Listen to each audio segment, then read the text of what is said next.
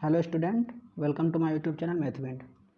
Student, पिछली video में हम एक्सरसाइज 1.5 के क्वेश्चन नंबर 1 और 2 कवर कर चुके हैं। आज की वीडियो में देखते हैं बचे हुए क्वेश्चन। ठीक है बच्चों, तो इसमें 3rd नंबर क्वेश्चन में बच्चों लिखा है recall pi is the defined as the ratio of the circumference says C of a circle to its diameter say D that is pi equal to C by T.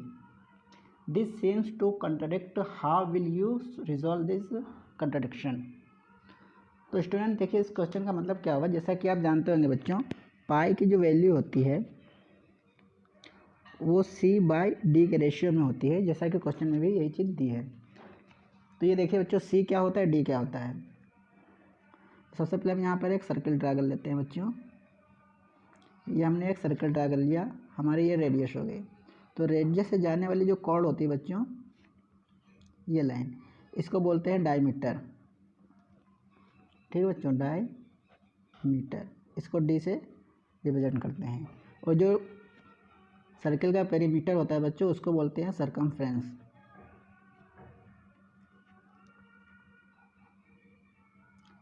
तो बच्चों यहाँ पे जो पाई की वैल्यू आती है सर्कमफ्रेंस और diameter के रेशियो के बराबर होती है।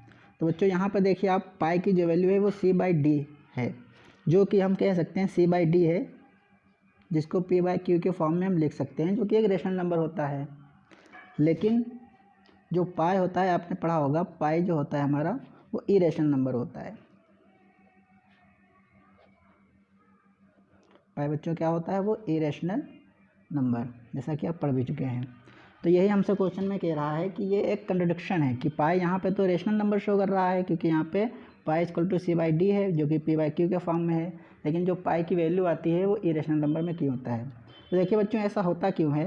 अगर हम यहाँ से देखें, पाई हमारा इरेशनल नंबर होता है, लेकिन यहाँ पर अगर हम देखें सी बाई डी, जो कि पी बाई क्यू के फॉर्म में है। लेकिन अगर यहाँ पर हम एक सर्किल ड्रा करते हैं और सर्किल में हम डायमीटर को कोई फिक्स वैल्यू मान लेते हैं, कोई फिक्स माप मेजरमेंट ले लेते हैं, जैसे कि यहाँ पर हमने डायमीटर को 4 सेंटीमीटर का मान लेते हैं। उसके बाद में अगर हम सर्कमफ्रेंस की मेजर निकालते हैं रूलर की हेल्प से, तो यहाँ पे जो सर्कमफ्रेंस आएगा बच्चों वो फिक्स नहीं आता है। यहाँ पे कुछ ना कुछ हम उसकी वैल्यू मान लेते हैं, जिसकी वजह से ये जो सी बाई डी आता है ये रेशनल नंबर बन जाता है, लेकिन ऐसा होता नहीं है। तो यहाँ पर बच्चों हम लिखेंगे कैसे, ये देख लीजिए आप। जैसा कि आप समझ गए होंगे कि यहाँ पर सी बाई डी जो होता है ये भी एक इरेशनल नंबर हो सकता है। यहाँ पे या तो सी इरेशनल होगा या तो डी इरेशनल नंबर होगा, दोनों में से कोई एक। तो यहाँ पर हम लिखेंगे वी नो दैट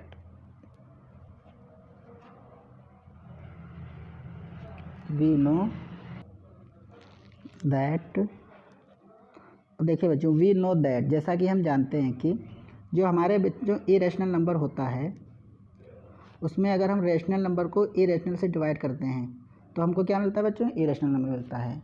और अगर बच्चों हम इरेशनल को रेशनल से डिवाइड कर देते हैं तब भी हमको क्या मिलता है बच्चों, तब भी इरेशनल नंबर ही मिलता है। तो यहाँ पर हम कह सकते हैं इन दोनों में से कोई एक इरेशनल नंबर होगा, तभी पाई जो होता है वो इरेशनल नंबर होता है। तो सिंपल सा यहाँ पर हम लिख देंगे, जैसा कि क्वेश्चन में कह रहा था ये एक कंट्रडिक्शन है, तो यहाँ पर लिखेंगे हम इसमें कोई कंट्रडिक्शन नहीं है। There is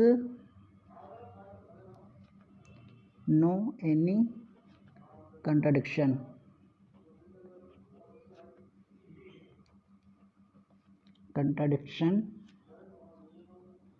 in pi is equal to c by d, because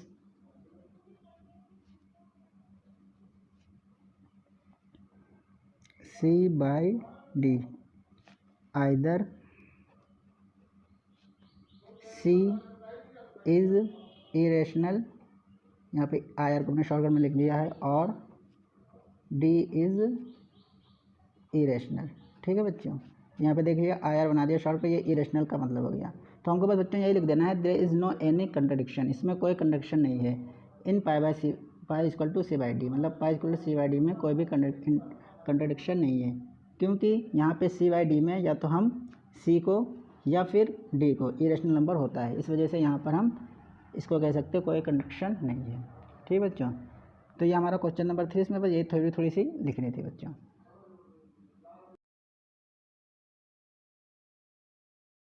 और बच्चों है represent under root 9.3 on the number line.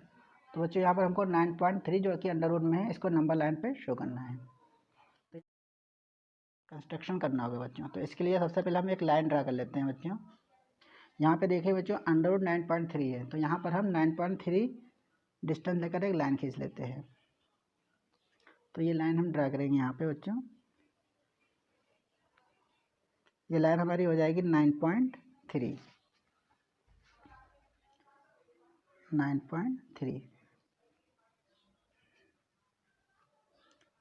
यहाँ पर हम पॉइंट लेते हैं बच्चों ओ, ये लेते हैं ए। अब यहाँ से हम 1 यूनिट लेकर और भी एक लाइन ड्रा कर लेते हैं। यहाँ पर हम 1 सेंटीमीटर ले लेते हैं बच्चों। इस पॉइंट को नाम हम दे देते हैं बी, ये हमारा 1 सेंटीमीटर हो गया। अब हमको 9.3 अंडर रूट में दिखाने के लिए बच्चों इस लाइन का पहले हाफ करना होगा। इसके लिए आप half more than half distance लेके यहाँ पर एक आर्क लगा दीजिए और एक बच्चों नीचे पर आर्क लगा दीजिए, ठीक है। इसके बाद आप यहाँ पे रख के एक आर्क इधर लगा दीजिए और एक आर्क नीचे की तरफ लगा दीजिए। देख लीजिए यहाँ पर हमने मोर देन हाफ डिस्टेंस लेकर एक आर्क ऐसे लगा दिया और एक आर्क इधर लगा दिया। फिर यहाँ पर हमने वही डिस्टेंस लेकर एक आर्क ऊपर लगा दिया और एक आर्क नीचे लगा दिया। ये अब इसको हम यहाँ पर मिला देते हैं।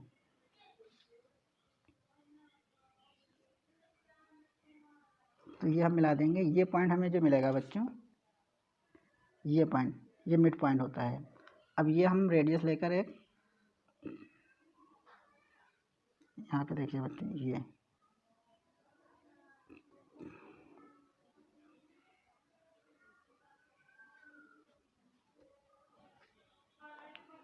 ठीक बच्चों, इस तरीके से ये मिल जाएगा। अब यहाँ से हम 90 एंगल बना लेते हैं, यहाँ से परपेंडिकुलर डाल लेते हैं। इसके लिए भी हम जैसे इस तरीके से 90 एंगल आप बनाते हैं वैसे बना लीजिए आप।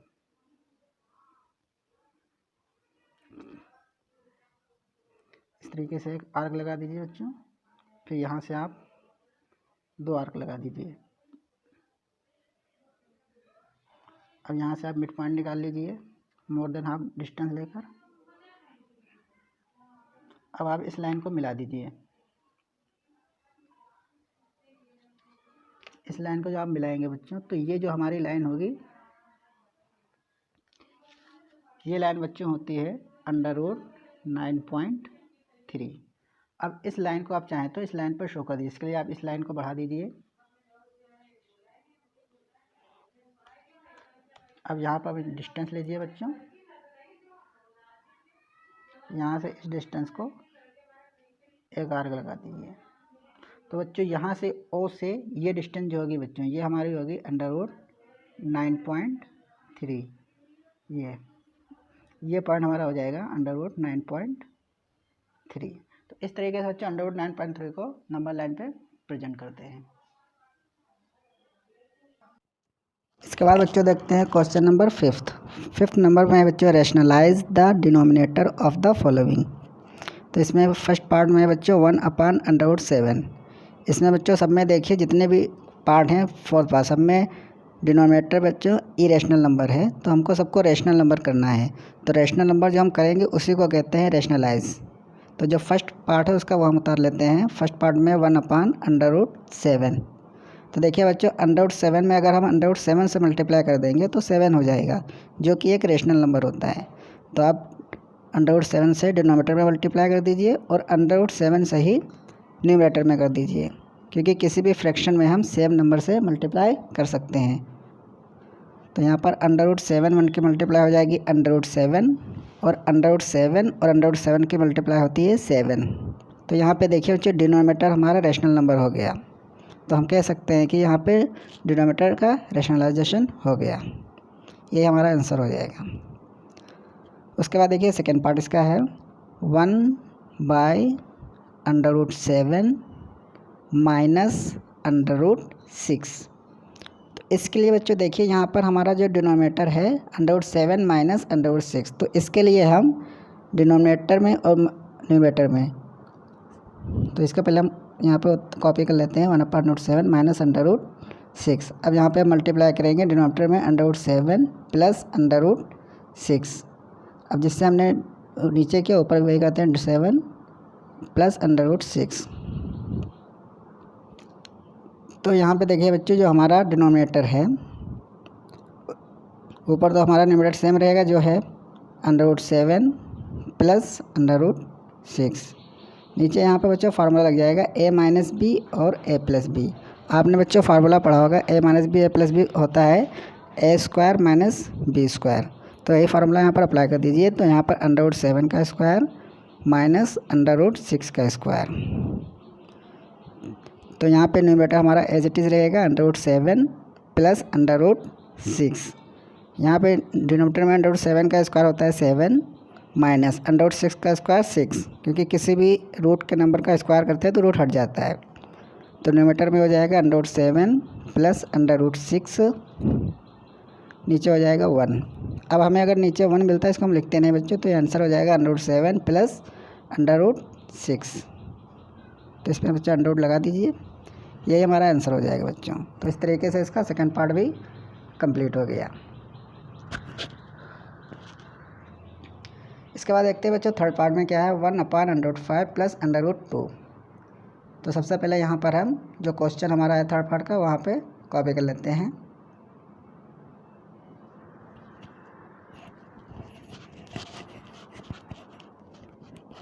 तो क्वेश्चन यहाँ पे कॉपी कर लीजिए आप, 1/√5 प्लस √2। तो सबसे पहले बच्चों यहाँ पर देखिए जिस तरीके से हमने पिछले क्वेश्चन में मल्टीप्लाई किया था, यहाँ पर किससे मल्टीप्लाई करते हैं। तो सबसे पहले हम इसको ऐसे उतार लेते हैं √5 प्लस √2। अब यहाँ पर बच्चों हम अगर मल्टीप्लाई करेंगे तो √5 यहाँ पर माइनस कर देंगे √2। अब इसी से हम ऊपर भी मल्टीप्लाई कर देते हैं √5 प्लस √2 माइनस से, यहाँ पर माइनस से करेंगे। तो देखिए बच्चों ऊपर हम 1 से मल्टीप्लाई करेंगे तो √5 माइनस √2 ही आएगा। नीचे फिर से फार्मूला हम अप्लाई कर देंगे a+b a-b। तो a+b a-b होता है बच्चों a² - b²। तो √5 का स्क्वायर माइनस √2 का स्क्वायर। तो ऊपर हमारा एज इट इज़ रहेगा √5 माइनस √2। नीचे √5 का स्क्वायर 5 हो जाएगा बच्चों, √2 का स्क्वायर 2। ऊपर के न्यूमरेटर को हम एज इट इज़ उतार देते हैं √5 माइनस √2। नीचे 5 में से 2 जाएगा बच्चों, हमें मिलेगा 3। तो जो 3 है बच्चों डिनोमिनेटर ये रैशनल नंबर है, तो इस तरीके से इसका भी रैशनलाइजेशन हो गया। उसके बाद फोर्थ पार्ट में देखिए क्या है, 1/√7 माइनस 2। तो पहले हम क्वेश्चन उतार लेते हैं जो हमारा नेक्स्ट पार्ट है। नेक्स्ट पार्ट में बच्चों है 1/√7 माइनस 2। तो इसके लिए बच्चों हम यहाँ पर फिर से मल्टीप्लाई कर देते हैं। यहाँ पर हमारे न्यूमरेटर में है √7 माइनस 2, हम मल्टीप्लाई करेंगे √7 प्लस 2। न्यूमरेटर में भी मल्टीप्लाई कर देंगे इसी से √7 प्लस 2। तो हमारा न्यूमरेटर एज इट इज़ रहेगा √7 प्लस 2। डिनोमिनेटर में फिर से फार्मूला अप्लाई कर देते हैं a - b a+b। तो √7 का स्क्वायर लिख देते हैं बच्चों, √7 का स्क्वायर 7 होता है, माइनस आप जानते होंगे 2 का स्क्वायर 4।